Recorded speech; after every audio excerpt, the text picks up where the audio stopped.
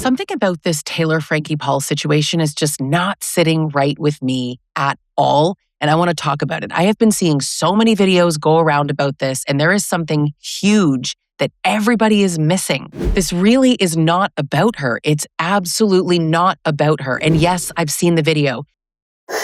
Yes, I heard the 911 call. There's like domestic violence, like somebody is screaming, like, get off me. Yes, I've read all about this. I've seen as many videos as I can take on this topic. There's so much information out there, but that is part of the problem. This is about people watching a clip and then piecing together all of the gaps using their bias. You're deciding what's really going on and you don't even have the full picture. The first thing everyone's doing is saying, well, who's the problem? Who's the abuser? Who's the victim? What's acceptable? What's never acceptable? The confidence that people have with less than half of the information is actually impressive. What I'm seeing is not analysis. It is literal judgments flying around. It is bias flying around. It's misogyny flying around. You're just filling in all of the missing information with whatever you already believed. So if you have watched these videos and you think that you understand abuse, you don't. No one can understand abuse from just a moment that you saw on camera.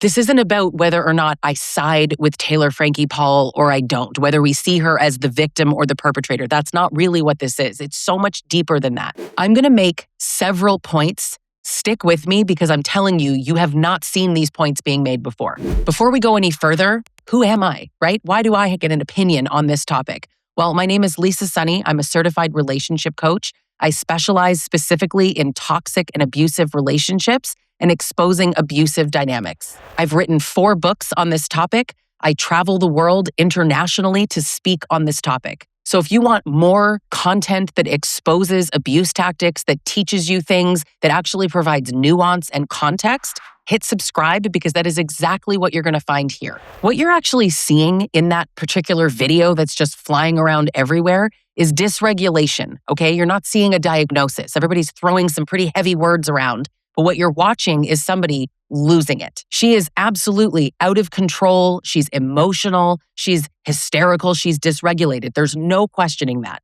She's throwing things. And there's a child in the room. That's not lost on me. But let's be clear about what it is and what it isn't. That is a state of emotion. That is not a personality. That actually doesn't say anything about anyone, not just her, when you're watching someone in the worst moment of their life. She's flooded. That's pretty obvious, right? So when someone is flooded, impulse control out the window. Her emotions are spiked. Decision-making is non-existent. And to be fair, this isn't controversial, right? People are going to see this and they're like, oh, you're defending her. I am explaining what someone in a flooded, emotional, dysregulated state looks like and behaves like. This is just simply how the nervous system works. It's not my opinion. It is an unequivocal fact that she was utterly dysregulated in that moment. And if alcohol was involved, I mean, God, that makes it even worse. Lower inhibition, higher reactivity, it's to be expected. So yeah, what you're seeing is obviously going to be dramatic and chaotic, but you're not seeing the whole picture. People don't seem to want an explanation, right? They want to say, there is no explanation, period, full stop, that's it. People want labels. They want, she's abusive, she's a narcissist, she's the problem. That's what people want, nice and clean. Explanation, it's not an excuse. It's really not. But if you skip the explanation altogether, you just toss it out the window, you're not analyzing anything. Now, to me, here's where everything actually just completely falls apart and crumbles. All of these arguments that just immediately paint her in one specific way. Abuse is never one moment. You can't capture abuse in one moment on video. That's not how it works. Abuse is a pattern. It is an ongoing pattern of power and control over another person. Abuse is repetition over time. It is psychological warfare against the victim. So one little clip is not going to tell you who holds the power. It's not going to tell you a damn thing about what's been happening consistently. It can't tell you if this is escalation or her breaking point. And I want to be clear. If you think she's the perpetrator, fine, but you can't tell that from this clip. If you think she's the victim, okay, you can't tell that from this clip. If you watch the video and you're just like, well, she did this, therefore she's abusive, you're not analyzing anything. And actually, you're embarrassing yourself. You don't know anything from watching one clip. You're being lazy. You're confusing one moment of harm, and it's harm, and you're making it this pattern of, well, she's just abusive. That's not the same thing at all. What people are actually watching could be a reaction, but hear me out. People see a reaction, right? And they assume that that's the problem. That's the root of the problem right there. She lost control, so she's abusive. She escalated, so she's the issue. But in an abusive dynamic, people become extremely dysregulated when they are the victim of abuse. People act so out of character. People are not themselves. Victims break. That's what happens. In a reactive response situation, the victim breaks. If you look at it like someone is being put inside of a pressure cooker and so many things are happening to them over time, and then they absolutely just lose their mind, and then we capture that moment on camera, and then we make all kinds of judgments. No one has all the facts except the people that were there. But here's the part, right? People, again, are going to get upset. I can't believe you're defending her. I am explaining the context and nuance that people don't want. Because if you add in the nuance and the context, you have to actually think about what's really going on. You have to consider that there are more possibilities than whatever decision it is that you've made in your mind about this situation. Explaining the context doesn't make it okay. Explaining the context doesn't mean, well, that means that it's totally fine that a child was hit with a chair. Oh my God. Obviously not.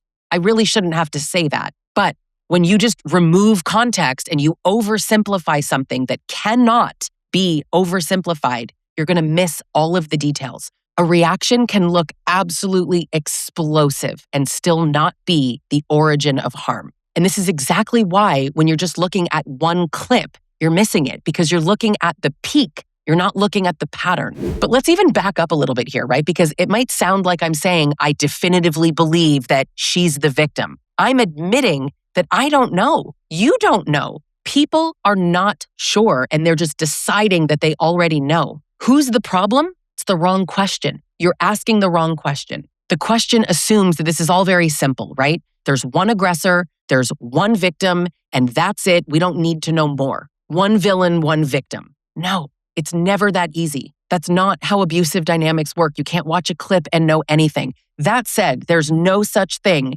as mutual abuse. People can be toxic together, but that's not what this is. But I want to be super clear that there are no experts, no actual experts of domestic violence and abuse that would ever say something silly like they're both abusive towards each other. No. You can only identify abuse by looking at patterns, by looking at how things are actually happening over time. You need to be looking at who has the power. You don't get to watch some 30-second clip and then just decide what the entire situation is and decide who's the problem. That's not analysis of anything, right? That's just entertainment. And honestly, these are people's real, actual lives. Whether you like any of the people involved, they're actually human beings, right? But this is kind of one of my main points, right? This is right where the double standard is. When men are violent, what do people say, right? What's the first thing anybody says? What did she do to provoke him? What happened right before that? Men don't just throw chairs for no reason. Men aren't abusive unless they're provoked. Something had to have happened.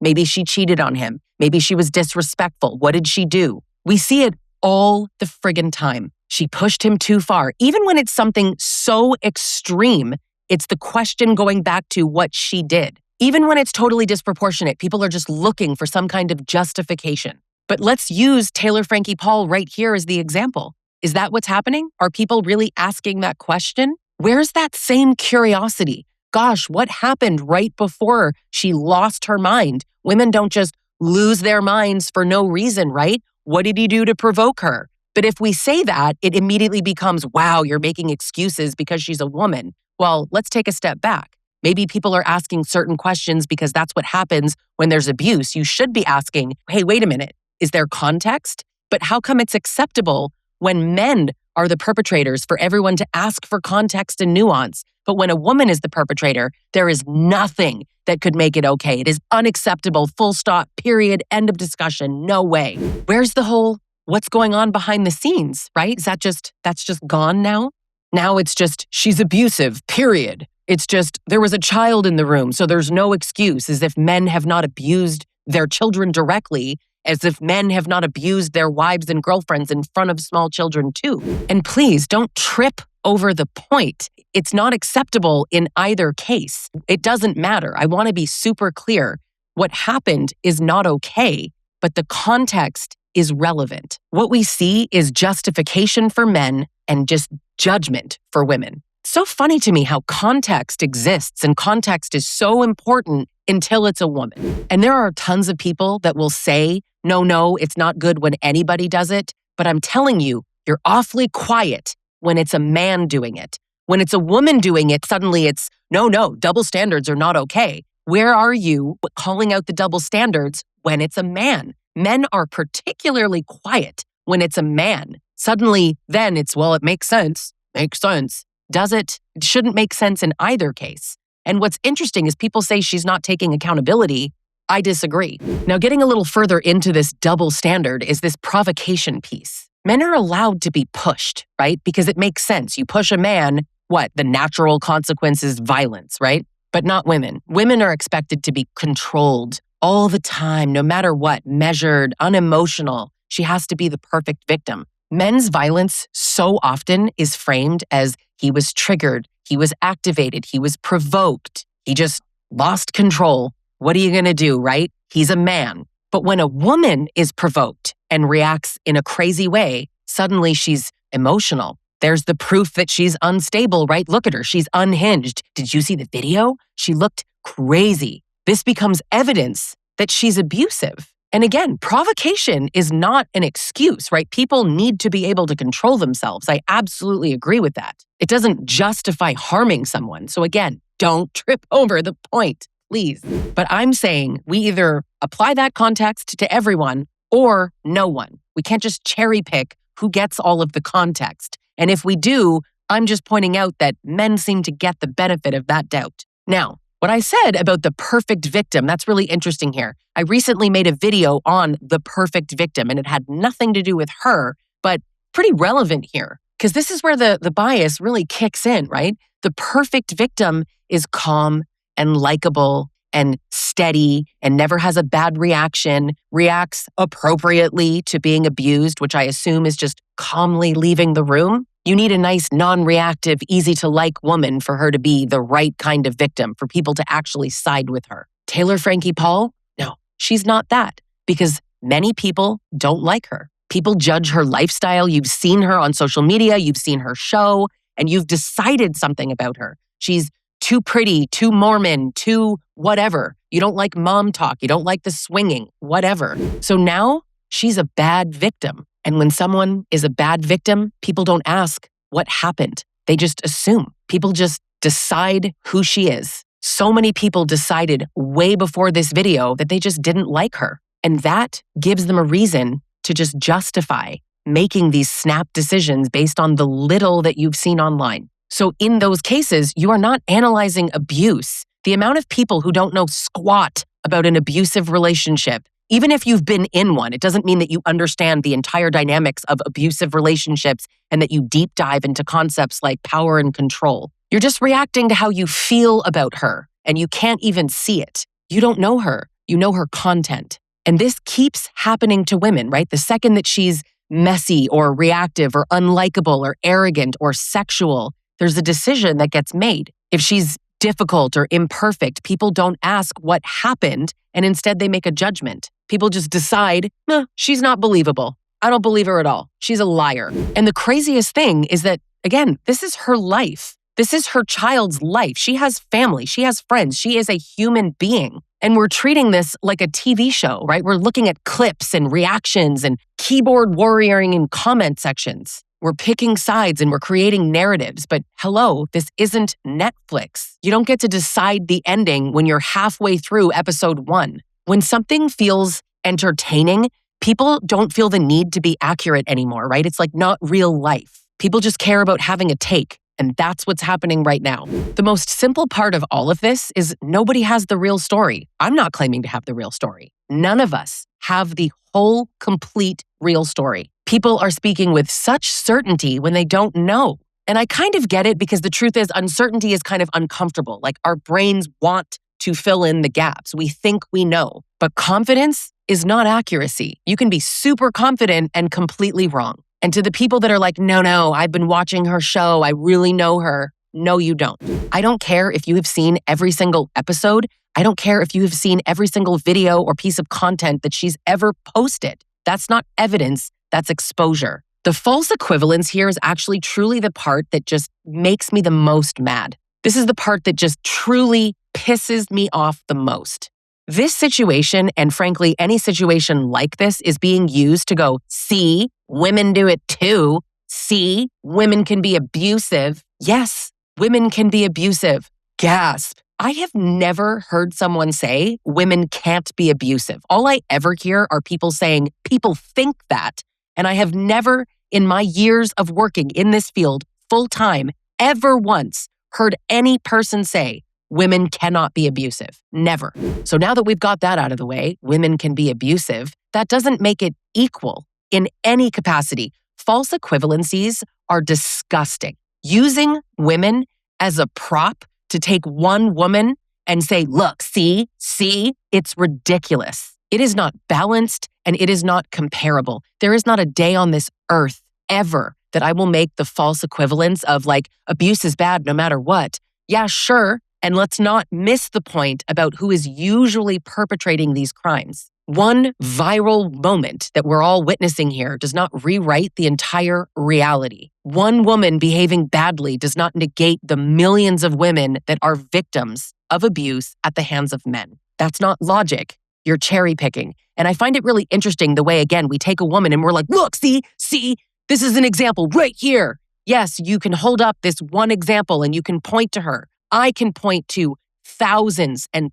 thousands of cases where men were the perpetrators of abuse because it is mostly men. That doesn't mean that it's okay when women do it or that it's not as bad when women do it, but it's not equal. Don't remove the context. People always come in with stats, and the truth is, I'm not even going to talk about stats at any point here because stats confuse people. Most people actually quote things, and it's embarrassing. I'm embarrassed for them when I read the stats because they say things and they have no context for it. You cherry pick a number and you make it mean something. But if you actually read the study and you understood how to analyze statistics and understand where they come from, then you wouldn't be saying the things that some of these people are saying. Men are the number one perpetrators of violence, specifically against women, but against anybody, globally. Period, full stop. The numbers aren't even close. The uncomfortable truth is that people are desperate to put her in the role of the problem. People want her to be the problem because she's not likable. It confirms what you already believe. It validates your bias. It just gives you something to point to. And to anybody still on this crazy mutual abuse train, hop off, would ya? When you hear people say it's mutual, like they both did something wrong, which arguably, one could say they both did something wrong, but it still doesn't make it mutual abuse because there's no equal power, there's no equal control. Both people are not harmed in the same way. Two people can behave badly and not be in an equal dynamic. Now, there's this narrative, right? It's trash, but this narrative of like women are never held accountable or that women are trying to avoid being accountable. And I totally get why people think that, right? If you just take all facts, logic, and science and just out the window, yeah, sure. But in reality, studies actually prove that women are much more likely to take accountability than men. And I'm not even talking about abusive people. Just generally speaking, women are socialized to reflect, to look inward, to self-blame. Men are quite literally socialized to externalize that. So when something happens, men say, who did this to me? How did this happen? And when something happens and it's a woman, she's like, what did I do? How can I fix this? What was my involvement? It doesn't mean every woman and every man, but broadly speaking, that is a fact. Women do not avoid accountability. In fact, women take way too much accountability. And in fact, if you want to go on that little red pill tangent here of women don't take accountability, what men are talking about is how women don't take accountability for provoking men. Gosh, we just went full circle there, didn't we? So in that case, wouldn't that mean here that Dakota should take accountability for provoking?